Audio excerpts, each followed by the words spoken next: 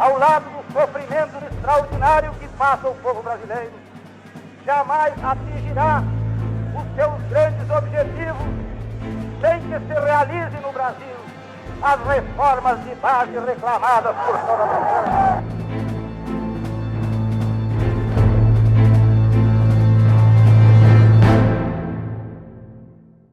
Jango era um petista, era o líder do PTB, sim, claro, era o PT de então, Partido Trabalhista, que carregava inclusive a herança do Pasqualini e de outras figuras muito dignas.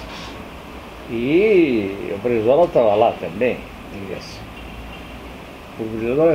Com o Brizola eu tive uma certa amizade, uma boa amizade. E inúmeras vezes fui comer carne no fogo de chão, que eu gostava, porque ficava perto do aeroporto. E aí ele ia embora, almoçava comigo e ia embora. Mas enfim, sempre ouvi falar do Jango Goulart. O Jango Goulart é uma figura pela qual eu tenho grande admiração.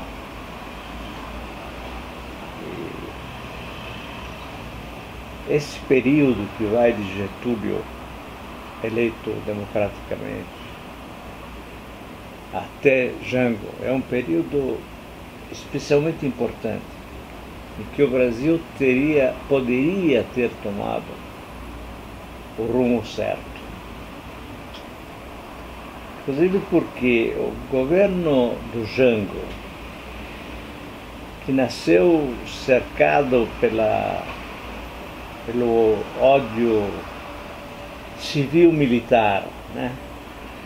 O ódio da Casa Grande, que se apoiava nos militares para praticar o serviço sujo. Esse governo do Jango acabou mostrando a dimensão do estadista que o Jango foi. Porque ele conseguiu se desvencilhar da ideia praticada do parlamentarismo. Fizeram de Tancredo Neves o primeiro-ministro para conter o Jango sob suspeita desde o começo. E,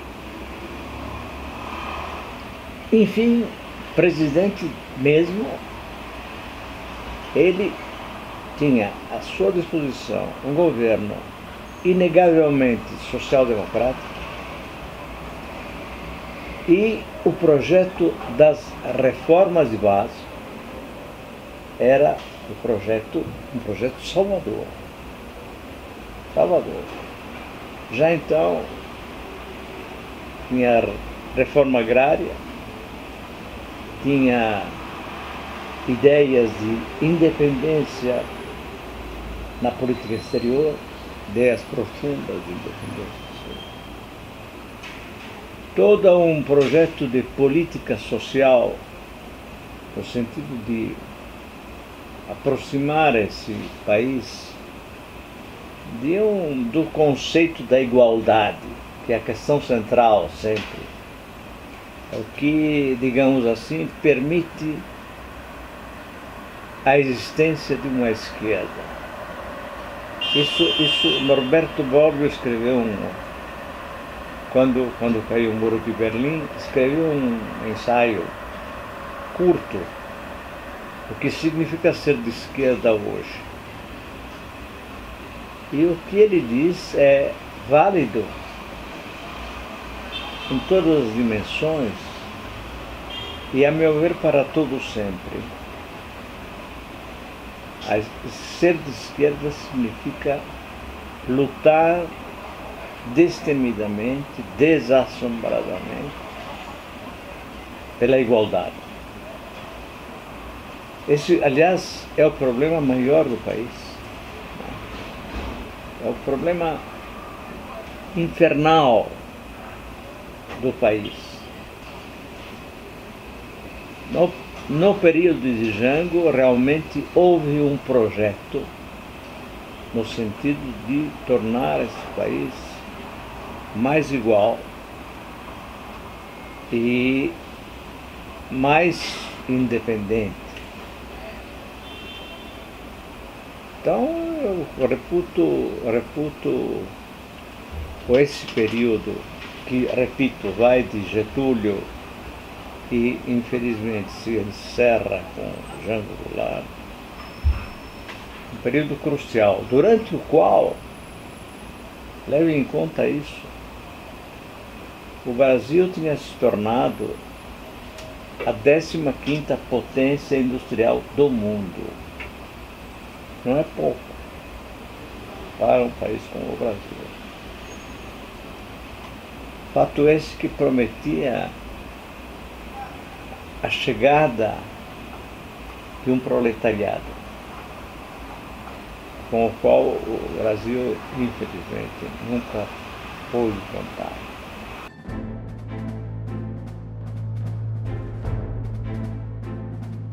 O ódio é gerado pela Casa Grande,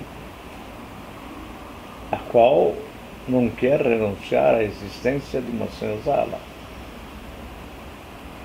A senzala torna a Casa Grande viável. É ela que suporta o peso da Casa Grande. Então, a Casa Grande se opõe a qualquer tentativa de tirar o Brasil da Idade Média. Nós pagamos pelo 3 séculos e meio de escravidão que ainda não terminaram. Pelo contrário, de alguma forma, acentuaram-se. Primeiro com o golpe de 64, depois com a falsa redemocratização, completamente inventada. Se o Brasil pudesse ter firmado naquela ocasião,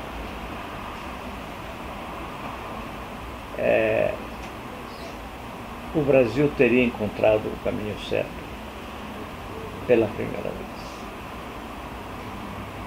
Não foi possível. Por quê? Porque a Casa Grande foi muito eficaz no seu trabalho de deixar as coisas como estavam para ver como fica. Valeu-se, é claro, do apoio americano, como sempre, apoio dos Estados Unidos, o tio Sam, e valeu-se do fantasma cubano, que estava no horizonte internacional, mas com a convicção dos Estados Unidos de que a palavra de Fidel se espalharia por toda a América. Então, aconteceu o que aconteceu.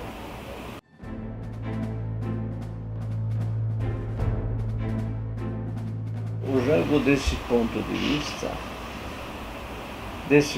vista, agiu como outros que tentaram chegar lá, e sobretudo como Lula.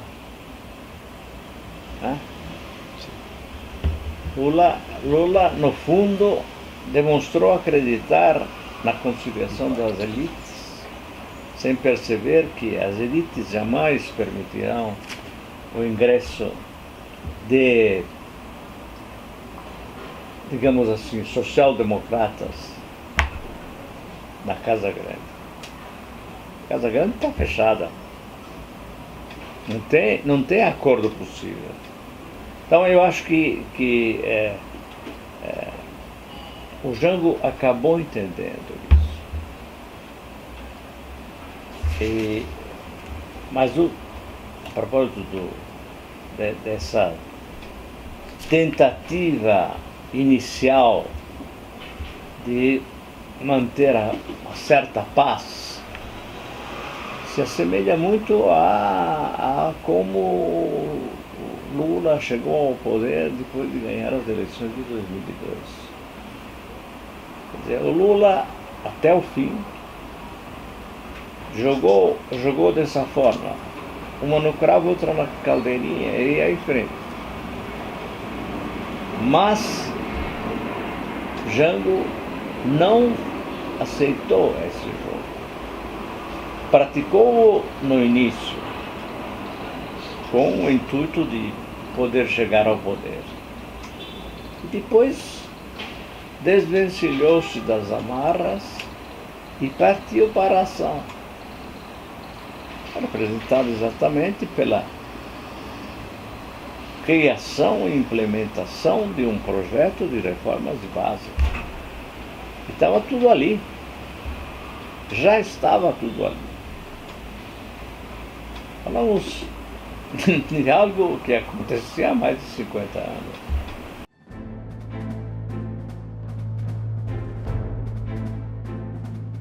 A mídia brasileira, que é a pior do mundo, de longe, assim, estou falando de longe, e que na época ainda tinha nas suas fileiras, tinha gente que sabia escrever, pelo menos, conhecia o vernáculo e lidava bem com ele. A mídia, de qualquer maneira, no Brasil sempre serviu ao poder, de qualquer maneira, e portanto serviu à Casa Grande, é uma espécie de porta-voz da Casa Grande.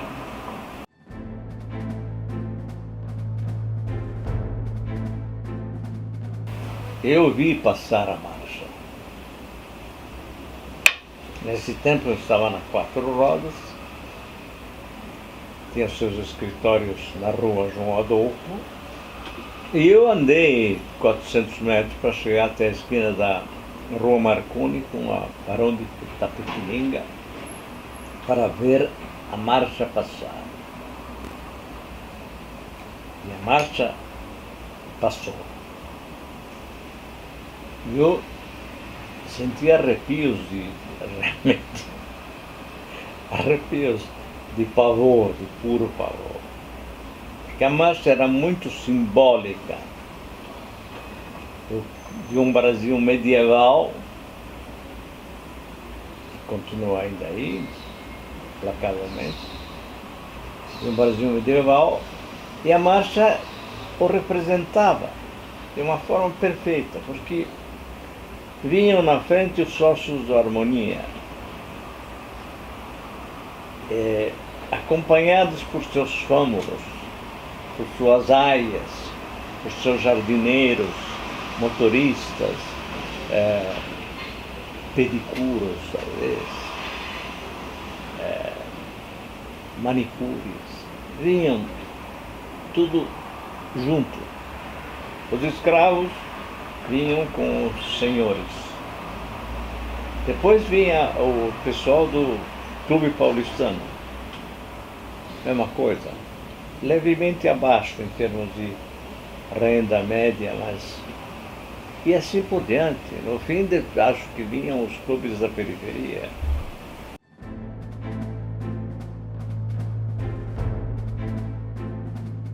Eu acho que é um lugar muito importante, porque ele precisa de um reconhecimento que eu lhe dou com absoluta tranquilidade.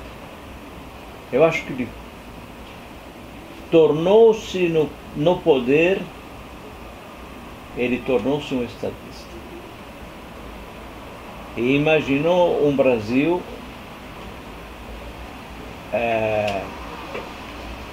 que coincidiria de alguma maneira com aquele imaginado por Getúlio, mas uma postura mais claramente à esquerda. Quer dizer, ele é um social-democrata autêntico, Jango. Não poderia dizer isso de Getúlio, embora esse tenha sido certamente um estadista, um homem que pensou o futuro, certamente muito mais do que Juscelino, né? Como em termos de tamanho, de personalidade definitiva. Eu tenho uma grande admiração pela figura de Goulart, por esse desempenho a partir do poder. Alcançado o poder, ele soube como lidar com ele e imaginar um Brasil muito diferente. Eu gosto.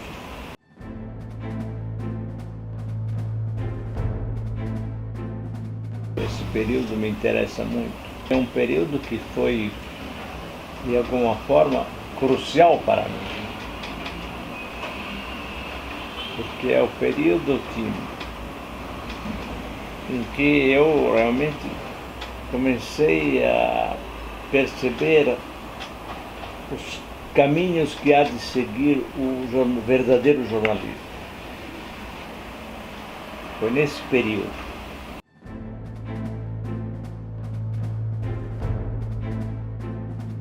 Bom, o Brizola era um lutador notável e de uma simpatia devastadora. Isso foi muito importante para mim, né? Era um lutador, mas certamente